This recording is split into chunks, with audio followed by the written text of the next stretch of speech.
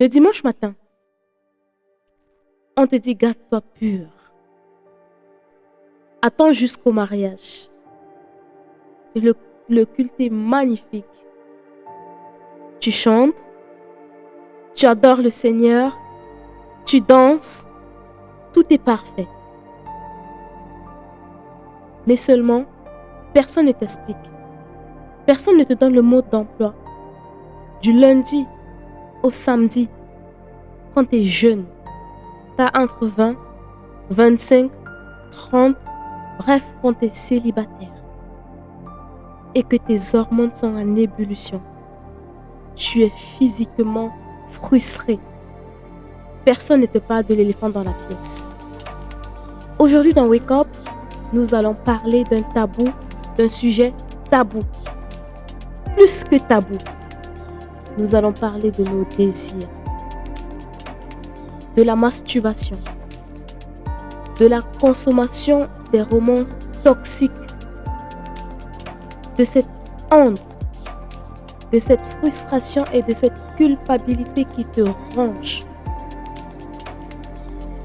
Baisse un peu le volume si tu es en public. On va parler vrai. Installe-toi, prends ta tasse de thé et on y va.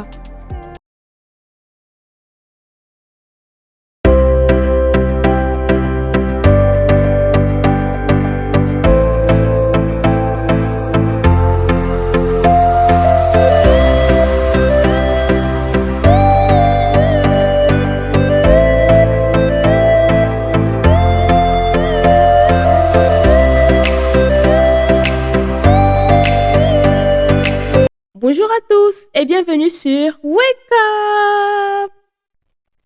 Alors, être célibataire en 2026, j'estime que c'est quelque chose d'extrêmement difficile. Ça se passait comment au temps de nos parents? Je n'ai aucune idée. Mais ce que je peux dire, c'est ce que je vis. La tentation est de plus en plus forte. On est tenté dans tous les sens du terme, surtout quand on est une femme. Après, ça se passe comment quand on est un homme? Aucune idée, je ne suis pas un homme. Je ne saurais me mettre dans la peau d'un homme. Mais en tant que femme célibataire en 2026, c'est difficile. On est tenté dans tous les sens du terme. On est tenté au travail, avec les collègues, même si on n'en parle pas. On est tenté à l'église, même si on choisit de mettre la casquette, de se couvrir et de se faire passer pour le saint. On est tenté en fait, on est tenté pour moi, pour ma part, dans tous les sens du terme et j'estime réellement que c'est un sujet pour lequel il faut en parler, il faut sensibiliser, il faut, euh, il faut faire savoir aux autres que nous aussi, on passe par la même situation. Et je pense d'ailleurs que la Bible est claire là-dessus quand Dieu dit que toutes les tentations par lesquelles vous passez, toutes les souffrances par lesquelles vous passez, les mêmes souffrances sont imposées à vos frères partout dans le monde. Chacun, en tout cas à chacun, est imposé sa souffrance en fonction du poids de sa destinée. Pour ma part, c'est le célibat. J'ai fini de parler du jugement de la famille, des yeux des autres, et aujourd'hui je parle du poids du célibat sur moi-même et de toutes les tentations. Alors, la toute première faille, je dirais encore, top secret. Je suis célibataire endurci. Je le dis en riant, en souriant, peut-être juste parce que je suis devant la caméra. Comment ça se passe quand je suis toute seule? Quand je sors le matin, je vais au travail, j'entends mes collègues parler de leur vie de couple, de leur vie de famille et certains de leurs ébats.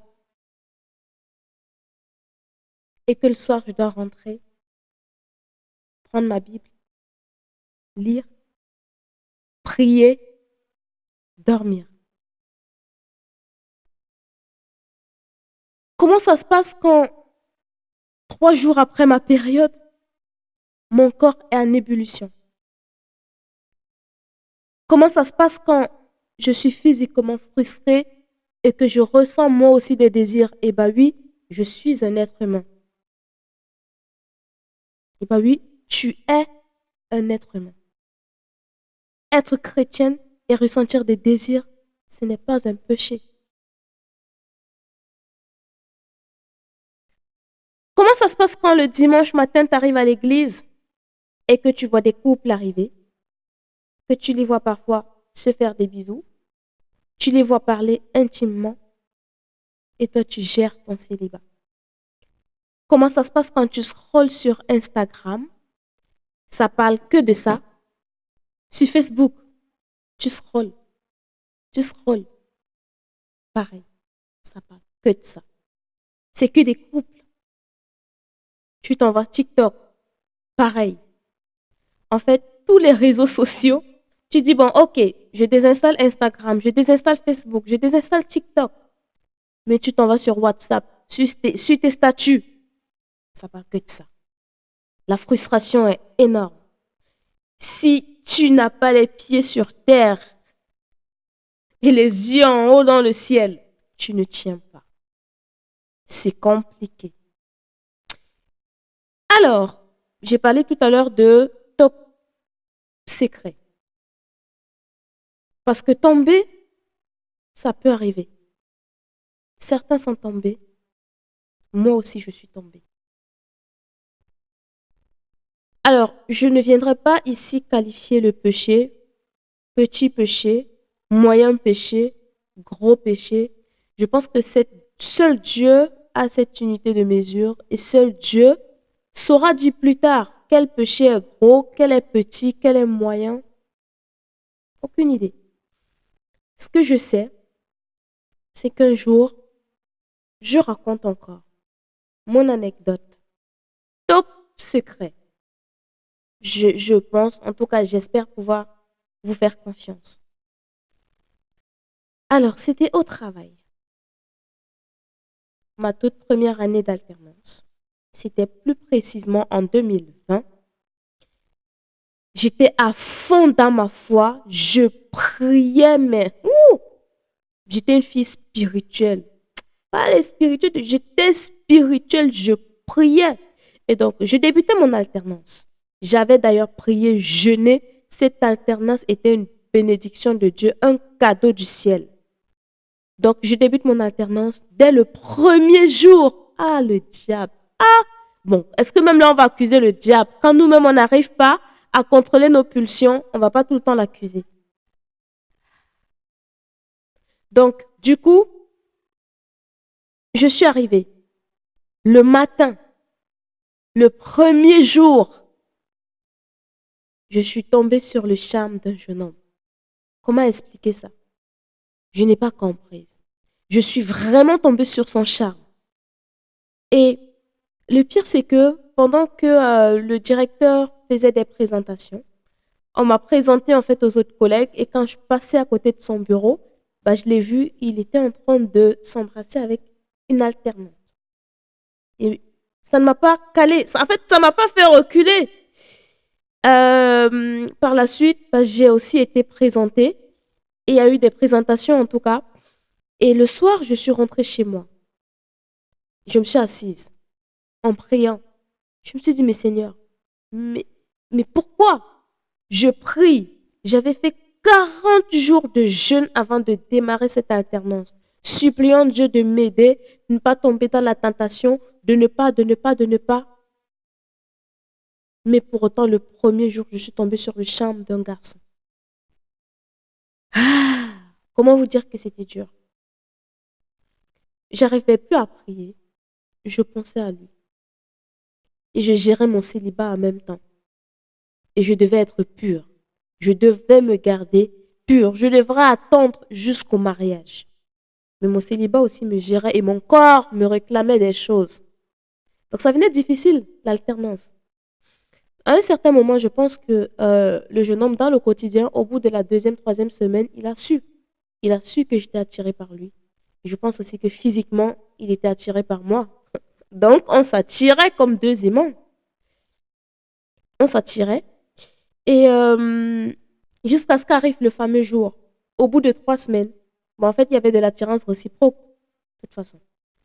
Et le pire, c'est que il était aussi chrétien. Et chacun de nous luttait de ses forces pour maintenir la flamme de sa relation avec Dieu. Les jeûnes, quand je me suis rendu compte de cette attraction physique vis-à-vis de lui, je suis entrée en jeûne. Sachant que je sortais de 40 jours de jeûne pour bien démarrer mon alternance, je suis arrivée le premier jour, je suis tombée sur le champ de quelqu'un, j'ai recommencé le jeûne. Et lui aussi, en fait, il est tombé sur mon champ, il s'est mis en jeûne. Nous étions tous les deux en train de nous battre de toutes nos forces pour se tenir droit et garder notre relation avec Dieu. Et donc, au bout de la troisième semaine, il m'a invité un samedi après le travail dans un restaurant. J'ai été émerveillement surprise. Pour la première fois, restaurant privatisé, je suis entrée, je me suis sentie reine. J'ai mangé, c'était super bien, on a discuté, on a parlé de tout et de rien, sauf de nous. On parlait du travail, des enfants, on trouvait tous les sujets en fait disponibles sur lesquels on pouvait parler. On parlait aussi de Dieu, bien sûr, de la relation de chacun avec Dieu et tout, des challenges. C'était super bien. Et je me rappelle ce jour, j'avais mangé une entrecôte. C'était trop, trop, trop bon. C'était délicieux. Et ensuite est venu le moment de rentrer. Il m'a pris dans sa voiture, donc il m'a raccompagné jusqu'à chez moi.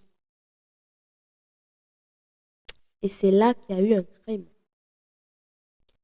C'était pas prévu quand on parlait. Et en sortant,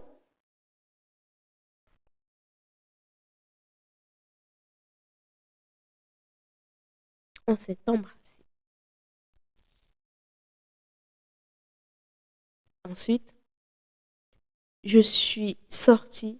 Je me sentais tellement mal. Je suis rentrée. J'ai pleuré. Je me sentais déçue. Je sentais que j'avais déçu Dieu. J'avais pas tenu à ma promesse. Je voulais plus aller travailler. Cette alternance pour laquelle j'avais prié, j'avais jeûné. Ce cadeau que Dieu m'avait donné, je me voyais déjà en train d'être. Je sentais que j'avais déshonoré Dieu.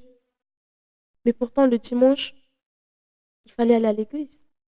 Il fallait sourire. Il fallait mettre l'étiquette de la chrétienne parfaite. C'était difficile. Pendant 3 jours, plus moyen de prier, plus la force de prier. Je me sens sale, je me sens impure. Non, il n'y avait plus la force. Après cette chute, ça a été compliqué. Compliqué dans le sens où j'avais plus envie d'aller dans la présence de Dieu. Je ne me sentais plus digne. Je ne me sentais plus légitime d'être appelée enfant de Dieu. J'ai embrassé un garçon qui n'était pas mon mari. J'ai fait ce qu'il fallait pas faire. Donc, j'avais plus, je me sentais plus légitime. 3 jours, 4 jours sans prier. Je regarde mon coin prière, je regarde ma Bible, j'ai envie, mais la possibilité n'y est plus. Les convictions du cœur, j'étais un peu perdue. J'étais vraiment pas un peu, j'étais bien perdue. J'en ai souffert dans ce moment-là. Et j'ai compris quelque chose. Le désir en soi n'est pas un péché.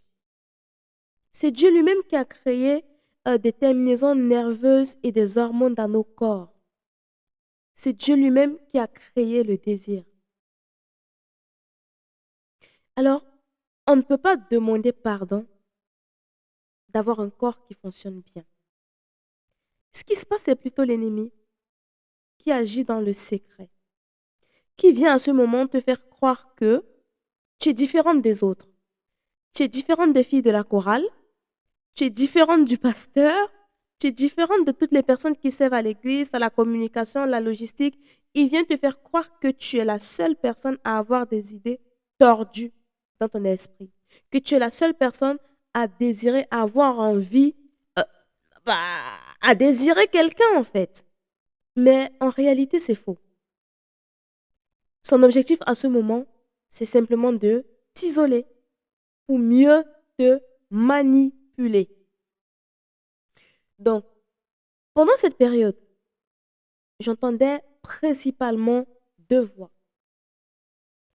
La voix de l'ennemi à travers la culpabilité qui me disait, tu es une erreur. cache-toi de Dieu. Et donc, j'avais plus qu'une envie de prier. Et d'autre part, la voix du Saint-Esprit,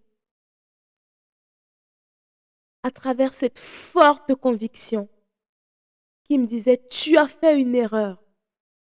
Cours vers Dieu pour qu'il te nettoie. J'ai choisi d'entendre cette voix. J'ai fait une erreur. Je vais courir vers le Père pour qu'il me nettoie.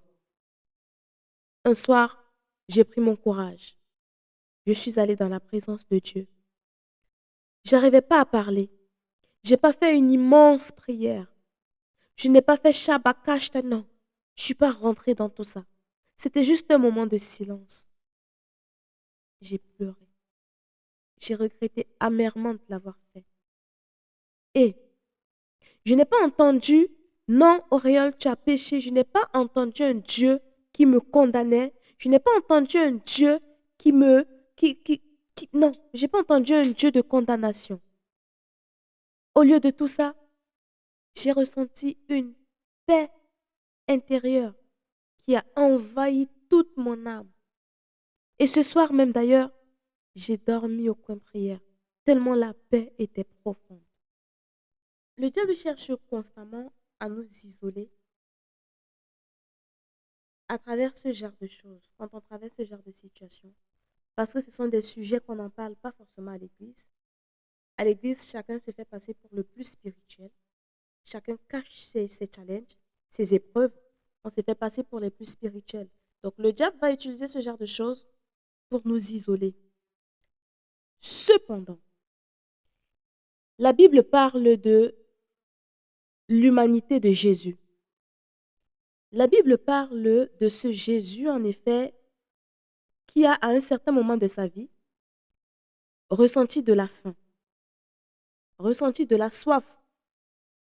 Dans Hébreux 4 au verset 15, la Bible dit que Jésus a été tenté comme nous en toutes choses, mais pourtant, il n'a jamais péché. S'il a été tenté comme nous en toutes choses, ça veut dire qu'il est mieux placé pour nous comprendre quand on passe par des situations qui nous dépassent. Alors, la solution à faire, c'est pas d'écouter le diable en nous isolant, en nous comparant aux autres, parce que quoi qu'on puisse dire, chacun a ses challenges. Même si on n'en parle pas, chacun a ses challenges. Chacun lutte avec quelque chose. Dieu a été clair là-dessus quand il a dit que tous les chrétiens, en fait, il dit, les souffrances qui vous sont imposées, il dit, prenez courage, car les souffrances qui vous sont imposées à tous les autres chrétiens dans le monde entier, comme vous. Donc, personne n'est épargné. Alors, l'idéal, c'est de ne pas écouter la voix de l'ennemi qui veut qu'on s'isole à cause de nos challenges, mais c'est d'amener nos challenges à la croix, vers Jésus, qui lui a vécu tout cela, qui saura mieux nous comprendre et porter ces challenges avec nous. Ça m'est arrivé personnellement plusieurs fois d'aller dans la présence de Dieu et de dire, Jésus, oui, en fait, je n'arrive plus. Comment gérer cette frustration? Oui, j'ai envie, mais qu'est-ce que je fais? En fait, il faut pas, je pense qu'il faut être vrai. Il faut arrêter de se cacher derrière la casquette de la spiritualité, derrière la casquette des trop spirituels là.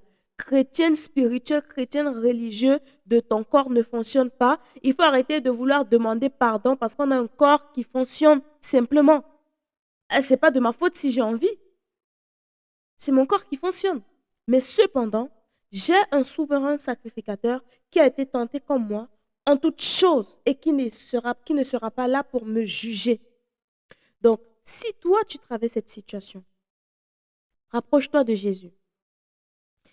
Essaye de trouver autour de toi un mentor, pas une copine qui va te juger, pas une copine qui va se jouer la plus spirituelle, qui au lieu de t'écouter, de te comprendre et de prier avec toi, va se jouer la plus spirituelle. Trouve un mentor qui va te comprendre, qui va prier avec toi, qui va t'aider à aller vers la croix, à présenter cette frustration à Jésus. Et Jésus t'aidera à la gérer et ça t'évitera de tomber dans le péché. Et même si tu tombes, il ne te condamne pas. Alors si tu es tombé, eh bien relève-toi.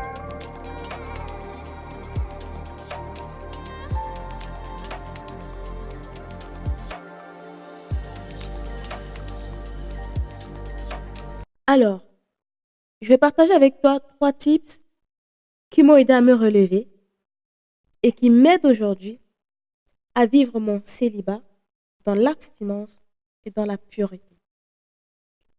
Premièrement, identifie tes déclencheurs. Quand est-ce que tu chutes? Ou alors quand est-ce que tu ressens l'envie de chuter? Est-ce quand tu es fatigué? Est-ce quand tu es stressé? Ou alors que tu as scrollé sur TikTok tard dans la nuit et tu te sens seul? Identifie ces déclencheurs et coupe en fait. Coupe tout ce qui aujourd'hui peut être une source. Coupe tout ce qui aujourd'hui peut être une source en effet. Donc apprends à stopper la tentation avant même qu'elle n'arrive. Deuxièmement, coupe les sources toxiques. Coupe toute source toxique. Alors, quand je parle de sources toxiques, il faut savoir que les yeux sont un miroir. Et ce que tu laisses entrer par tes yeux alimente ton âme et ton esprit. Alors, simplement, coupe les séries. Les séries, les livres qui ne font qu'allumer des feux dont tu n'es pas prête à éteindre maintenant. Prie pour ton leader et attends-le sagement. Troisièmement, coupe le secret. Coupe le pouvoir du secret. La honte meurt quand elle est exposée à la lumière. Donc, trouve autour de toi une tata qui est mature dans la foi. Parle-lui de tes challenges pour qu'elle puisse prier avec toi. Elle priera avec toi. Et la grâce de Dieu qui surpasse toute autre chose gardera ton cœur dans la paix.